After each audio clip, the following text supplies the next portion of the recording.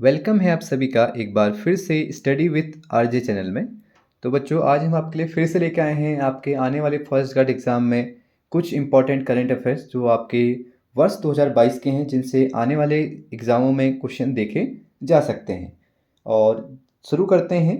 तो शुरू करने से पहले आपसे वही एक रिक्वेस्ट है कि आप बच्चों से ढेर सारे अपने सभी ग्रुप्स में शेयर कीजिएगा, जितने भी आपके मित्र हैं उन तक इस वीडियो लेक्चर को पहुँचाइएगा और उन्हें भी हमसे जुड़ने का मौका दीजिएगा। तो देखिए, पहला क्वेश्चन यहाँ पे पूछा जाता है एनटीसीए या बोल सकते हैं राष्ट्रीय बाघ संरक्षण प्राधिकरण 2021 की रिपोर्ट के अनुसार उत्तराखंड में कुल बाघों की संख्या, तो आप लोग बोलेंगे 442।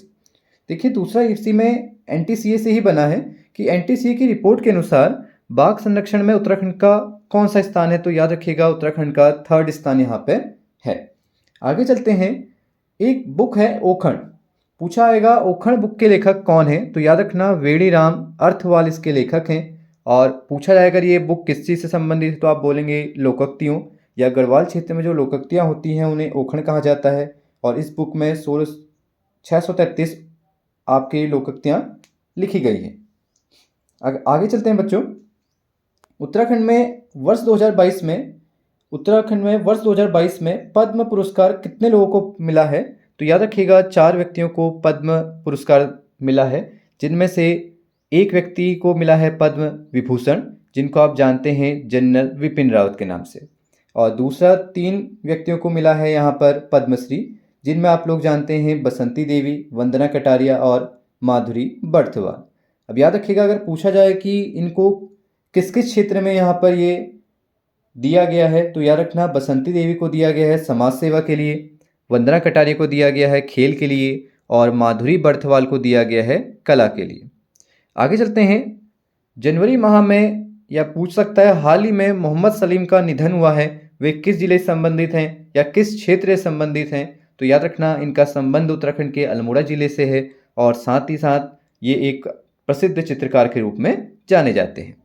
आगे देखते हैं। Syed Modi international badminton tournament में कांस्य पदक उत्तराखंड से किसने जीता है, तो याद रखना अनुपमा उपाध्याय ने कांस्य पदक जीता है, जो अल्मोड़ा जिले से संबंधित हैं। आगे देखते हैं। बैडमिंटन टूर्नामेंट इंडिया ओपन 2022 में पुरुष एकल खिताब अपने नाम करने वाले व्यक्ति बने हैं लक्ष्य सेन। और याद रखना लक्ष्य सेन भी उत्तराखंड के अल्मोड़ा जिले से ही स्थित है। अब देखिए, यहाँ पे आपको हमने अल्मोड़ा जिले से 3 व्यक्तियों के नाम बताए हैं, जिनसे अभी एग्जाम में क्वेश्चन बनने के चांसेस हैं। आगे चलते हैं। सबसे कम टेस्ट मैच में 100 कैच व स्टंपिंग अपने नाम करने वाले उत्तराखंड के खिलाड़ी कौन हैं, तो याद रखना ऋषभ पंत। आप लोग जानते हैं ऋषभ पंत उत्तराखंड संबंधित हैं, हाल ही में उनका एक्सीडेंट भी हुआ था, तो आप लोग उस चीज़ से सब लोग परिचित हैं। आगे चलते हैं। राष्ट्रीय जल पुरस्कार 2020 में उत्तराखंड के किस क्षेत्र को दिया गया है, या राष्ट्रीय जल पुरस्कार 2020 उत्तराखंड के किस क्षेत्र को मिला है, तो याद रखना ये मिला है धसपड़ गांव। और अगर पूछा जाए धसपड़ गांव कहाँ स्थित है, तो याद रखना ये अल्मोड़ा में है और अल्मोड़ा के धौला देवी में ये स्थित है। इसी के बाद हम आगे चलते हैं।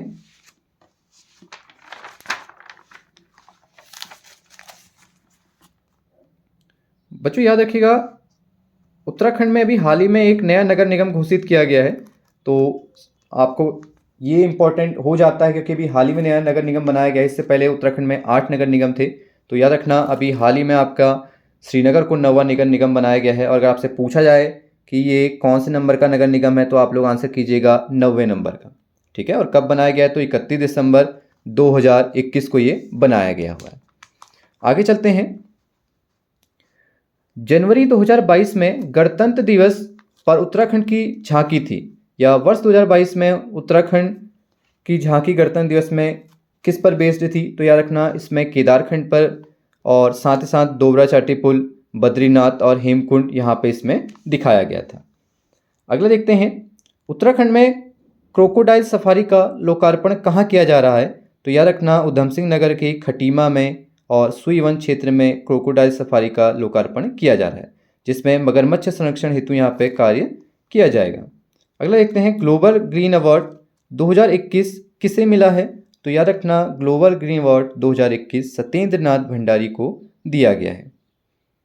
अगला देखते हैं। साहित्य अकादमी पुरस्कार 2021 किसे दिया गया था, तो याद रखना साहित्य अकादमी पुरस्कार 2021 देवेंद्र मेवाड़ी को मिला था। और साथ ही में अगर पूछा जाए भारतीय युवा विज्ञान अकादमी हेतु चयनित उत्तराखंड के व्यक्ति, तो डॉक्टर अरुण जुगरानी, सॉरी माफ़ कीजिएगा, डॉक्टर अरुण जुगरान, और जो संबंधित हैं आपके गढ़वाल क्षेत्र से। आगे चलते हैं। वर्तमान में भक्ति दर्शन गौरव पुरस्कार 2021 कितने लोगों को मिला है? तो याद रखना उत्तराखंड से 3 लोगों को यह पुरस्कार दिया गया है। आपका पहला कमल किशोर, दूसरा अशोक कुमार और लास्ट अहमद परवेज। आगे चलते हैं।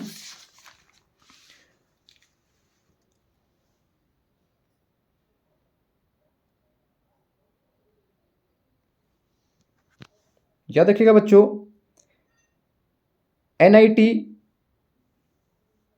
के नए निर्देशक चुने गए हैं ललित अवस्थी, और एनआईटी आप लोग जानते हैं उत्तराखंड के श्रीनगर में स्थित है, और इसके नए निर्देशक जो चुने गए हैं वह हैं आपके ललित अवस्थी।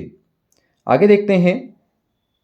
P11 NYIA क्या है, जिसे गढ़वाल विश्वविद्यालय के छात्रों द्वारा खोजा गया है? तो याद रखना ये एक एस्ट्रॉइड है, जिसे हाल ही में वर्ष 2022 में आपके गढ़वाल विश्वविद्यालय के छात्रों द्वारा खोजा गया था।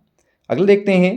वर्ल्ड रेस वॉकिंग चैंपियनशिप में उत्तराखंड से भाग लेने वाले व्यक्ति सूरज पवार हैं। और साथ ही साथ बेटी बचाओ बेटी पढ़ाओ सम्मान उत्तराखंड से किसे मिला है? तो याद रखना अखिलेश चंद चमोला जी को।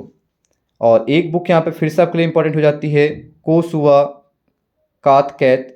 बुक के लेखक कौन है? तो मथुरा दत्त मटपाल जी हैं, और ये बुक आपकी कुमाऊनी बोली में अनेक कहानियों का क्या है, एक संग्रह है। अगर पूछा जाएगा कि ये बुक में क्या आपको देखने को मिलता है या किस चीज़ का संग्रह है, तो याद रखना मथुरा दत्त बर्थवार द्वारा लिखी गई कहानियों का, और कैसी लैंग्वेज में है? तो कुमाऊनी भाषा में है। अगला देखते हैं। वर्ष 2022 का बसंत श्री सम्मान किसे मिला है? तो याद रखना इंदु भूषण को ये सम्मान दिया गया है, जो देहरादून से संबंधित हैं। अगला चलते हैं। न्यूयॉर्क फेस्टिवल की ग्रैंड जूली 2022 चुनी गई हैं, तो सना जाफरी को यहाँ पे चुना गया है। और साथ ही साथ ये किस जिले से संबंधित है पूछे तो आप लोग नैनीताल आंसर करेंगे। और इसी के साथ लास्ट यहाँ पर आज का क्वेश्चन देखते हैं। इंडो नेपाल चैंपियनशिप में स्वर्ण पदक जीतने वाले, तो याद रखना संगीता किरोला जी ने यहाँ पे स्वर्ण पदक जीता है, और ये संबंधित है आपके अल्मोड़ा से। और अगर पूछा जाएगा ये कहाँ पर हुआ था, तो नेपाल में, और कौन सा संस्करण था, तो आप बोलेंगे 5वां। तो आई होप आपके लिए आज का लेक्चर काफ़ी इंपॉर्टेंट रहा होगा, और आप सभी लोग इसे अपने दोस्तों के साथ शेयर कीजिएगा। इसी के साथ हम आपसे अलविदा लेते हैं। Thank you so much. मिलते हैं आपके एक नए लेक्चर के साथ।